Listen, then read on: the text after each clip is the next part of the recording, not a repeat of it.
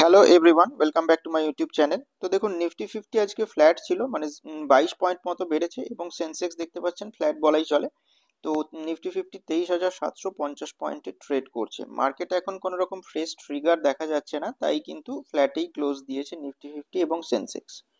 Mid cap হান্ড্রেডও তাই দেখতে পাচ্ছেন 0.12% পজিটিভ ছিল, মানে 67.80 পয়েন্ট পজিটিভ, এবং স্মল ক্যাপ হান্ড্রেডও 4 পয়েন্ট মতো নেগেটিভ ছিল। সেক্টোরিয়াল ওভারভিউ যদি দেখেন, তো দেখুন automobile, health care, Pharma, consumption, PSU bank, Nifty financial, construction, energy এবং নিফটি অয়েল অ্যান্ড গ্যাস এগুলো পজিটিভে ক্লোজ দিয়েছে। উল্টো দিকে দেখুন IT, metal, private bank, consumer goods, media, entertainment এগুলো নেগেটিভে ক্লোজ দিয়েছে আজকে। চলুন এবার নিফটি ফিফটির চার্টটা দেখা যাক। দেখতেই পাচ্ছেন এটা উইকলি বেসিসের চার্ট। তো যেটা মানে ট্রেন্ড ছিল, দেখবেন যে এই ট্রেন্ড ছিল, এই ট্রেন্ডের কিন্তু ব্রেকডাউন হয় এই বড় রেড ক্যান্ডেলটাতে। তারপর দেখুন ট্রেন্ডটা কিন্তু আপ ট্রেন্ড থাকলেও একটু কিন্তু পেসটা কম হয়েছে, মানে এইভাবে চলছে। তো যেটার দেখুন সাপোর্ট লেভেলগুলোতে কিন্তু সাপোর্ট নিতে দেখা যাচ্ছে। তো দেখুন ওই লেভেলের কাছাকাছি কিন্তু ট্রেড করছে যদি উইকলি বেসিসে দেখেন তাহলে। আর যদি ডেলি বেসিসে দেখেন, মানে ডেলি চার্ট হিসেবে, তো দেখুন 23,350 এই লেভেলটাতে কিন্তু সাপোর্ট রয়েছে। তো এখন যেখানে ট্রেড করছে সেই লেভেলটা থেকে একটু উপরে কিন্তু ট্রেড করছে। তো মোটামুটি এই যে 24,800 লেভেলটা, সেইটা কিন্তু রেজিস্ট্যান্স হিসেবে কাজ করেছে, কারণ দেখবেন এখানে একবার আর একবার দুবার চেষ্টা করে এটাকে ব্রেক করার। তো তারপর কিন্তু ডাউনে চলে আসে। তো যতদিন পর্যন্ত না নতুন কোনো ইনভেস্টমেন্ট, মানে এফআইআই এর ইনভেস্টমেন্ট আসছে ভালো পরিমাণ, দিন পর্যন্ত কিন্তু ভালো রকম মুভমেন্ট নিফটিতে এক্সপেক্ট করা যাবে না। কারণ দেখুন এফআইআই ডিআই ডেটা দেখলেই বুঝতে পারছেন যে এটা আজকে ডেটা। তো এফআইআই দেখুন আজকে সেলিং করেছে 2,376.67 কোটি টাকার সেলিং করেছে। ডিআইআই দেখুন বাইং করেছে 3,336.16 কোটি টাকার। যে কারণে কিন্তু মার্কেট এখনো স্টেবল পজিশনে আছে। বাট মার্কেটে ভালো রকম তেজি তখনই আসবে যদি এফআইআই এর কিন্তু বাইং আসে। তো দেখা যাক নেক্সট দিনগুলোতে কেমন কি পারফরমেন্স দেয়। এবার চলুন কয়েকটা স্টক নিয়ে ডিসকাস করা যাক যেগুলোর কিন্তু সুইং তৈরি হয়েছে বা ব্রেক আউট লেভেলের কাছাকাছি আছে এবং কিছু ভালো নিউজও আসছে। তো প্রথম যে স্টক সেটা হচ্ছে ইন্টেলেক্ট ডিজাইন অ্যারেনা। তো দেখুন স্টকটা আজকে 14.92% বেড়েছে, 136 টাকা 60 পয়সা বেড়েছে, 1,051 টাকা 90 পয়সাতে ট্রেড করছে। তো এই স্টকটা নিয়ে যখন এই গ্রিন ক্যান্ডেলটা ফর্ম হয় তখন কিন্তু আলোচনা হয়েছিল। তো বলেছিলাম যে একটা সুন্দর কিন্তু সুইং মেনটেন করে উপরের দিকে যাচ্ছে।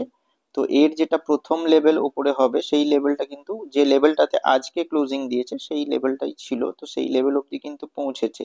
এরপরে নেক্সট যে লেভেল উপরের দিকে মোটামুটি 1100 বা 1120-25 এই লেভেলটা রয়েছে। তো এই লেভেলটাও ব্রেক করলে কিন্তু তারপরে আবার 1200 লেভেলের দিকে এগোবে। এখন শর্ট টার্মে কিন্তু ভালো রকম পারফরমেন্স দেখানোর সম্ভাবনায় রয়েছে, কারণ এই স্টকটার সম্পর্কে ভালো নিউজও আসছে। দেখুন এই স্টকটার কিন্তু আজকে ভালো রকম ব্লক ডিল হয়, যে কারণে এতটা পার্সেন্টেজ বাড়ে। তো এখানে ডিটেলে বলা আছে, দেখতে পাচ্ছেন যে 3,05,000 শেয়ার ট্রেড হয় চারটে ব্লক ডিলের মারফত, 1,003 টাকা 50 পয়সা থেকে 1,027 টাকা 70 পয়সার মধ্যে। এবং টিউসডেতে যে মার্কেট ক্লোজ হয়েছিল তার থেকেও কিন্তু 9.6 থেকে 12.3% প্রিমিয়ামে এই ব্লক ডিলগুলো হয়েছে।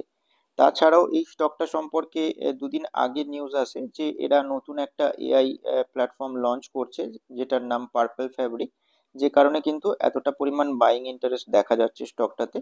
তো স্টকটার উপর নজর রাখবেন। নেক্সট যে স্টক সেটা হচ্ছে আম্বের এন্টারপ্রাইজেস লিমিটেড। তো স্টকটা দেখুন আজকে 8.5% মতো বেড়েছে, 617 টাকা 80 পয়সা বেড়েছে, 7,867 টাকা 70 পয়সাতে ট্রেড করছে।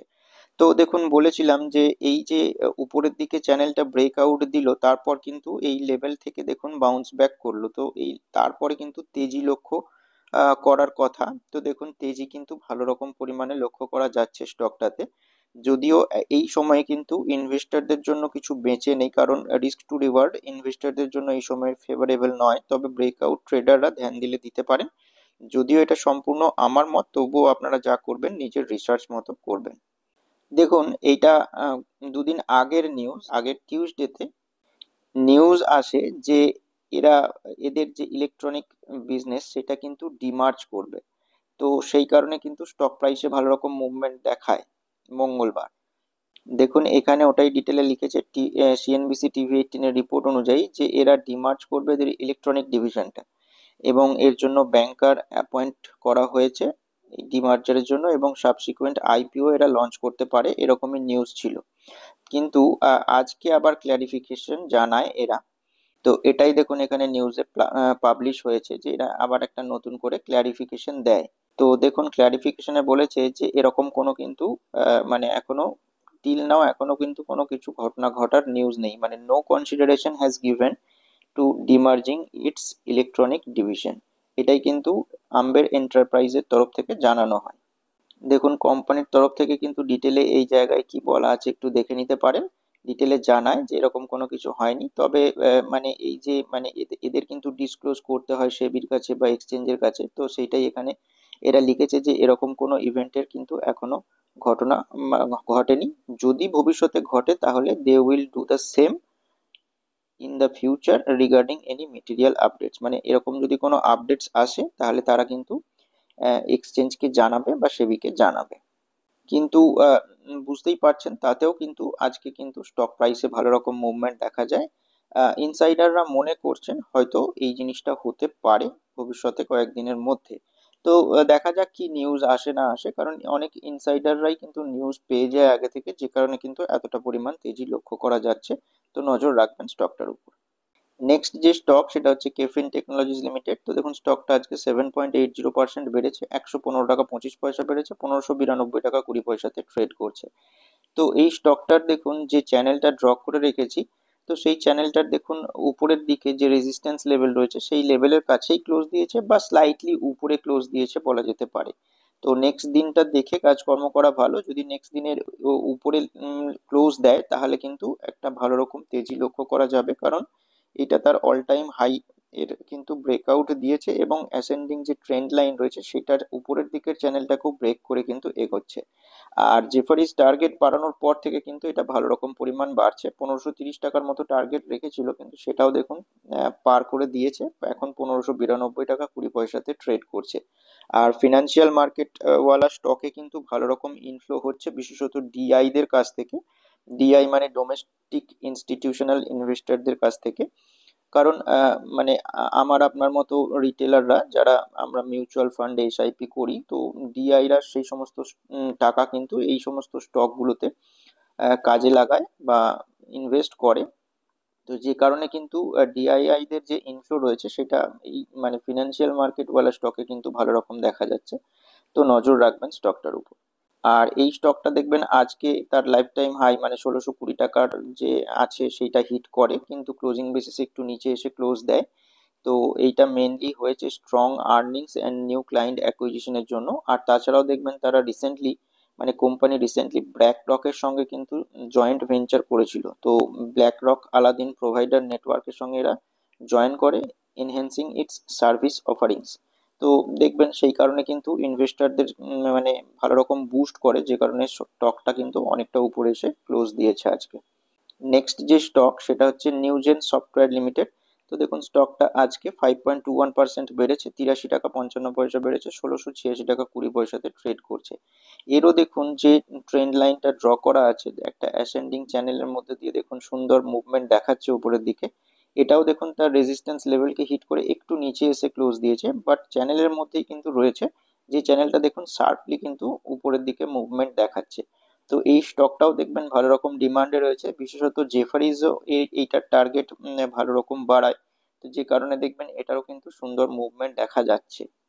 আর আজকে এতটা সুন্দর পারফরমেন্স দেখানোর পিছনে একটা নিউজ রয়েছে, মানে এই স্টকটাও তার লাইফ টাইম হাই মানে 1725 টাকা 15 পয়সা হিট করে আজকে, বাট ক্লোজিং বেসিস একটু নিচে এসে ক্লোজ দেয়। তো এটার কারণ হচ্ছে যে এরা একটা অর্ডার উইন করেছে সৌদি আরবিয়ার সাবসিডিয়ারি একটা কাছ থেকে, $2.27 মিলিয়ন অর্ডার পেয়েছে, যেটা কিনা ইনভেস্টরদের সেন্টিমেন্টকে বুস্ট করেছে। এবং দেখতে পাচ্ছেন স্টকটা 5 বছরে 16% মতো রিটার্ন কিন্তু দিয়েছে ইনভেস্টরদের। তো স্টকগুলো যেগুলো ডিসকাস করা হলো সেগুলো কিন্তু কোনো রকমের রেকমেন্ডেশন নয়। স্টকগুলো আমি মানে ফিল্টার করে আপনাদের কাছে বেছে তুলে ধরলাম, আপনারা আপনাদের রিসার্চ লিস্টে স্টকগুলোকে নিতে পারেন। আর যদি কোনো রকম ইনভেস্টমেন্ট করতে চান তাহলে অবশ্যই আপনার ফিনান্সিয়াল অ্যাডভাইজারের সাথে কনসাল্ট করে করবেন। ভিডিওটা ভালো লাগলে লাইক করবেন আর চ্যানেলটিকে সাবস্ক্রাইব করতে পারেন।